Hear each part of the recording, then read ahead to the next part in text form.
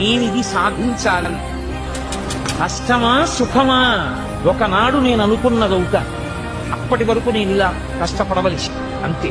సాన పెడితే కాని వజ్రానికి కాంతి రాదు, పుటం పెడితే కాని బంగారానికి మెరుపు రాదు. కర్ర లోపల అగ్ని ఉంటుంది, కర్రని కర్రతో రాపాడిస్తే కాని నిప్పు పైకి పుట్టదు.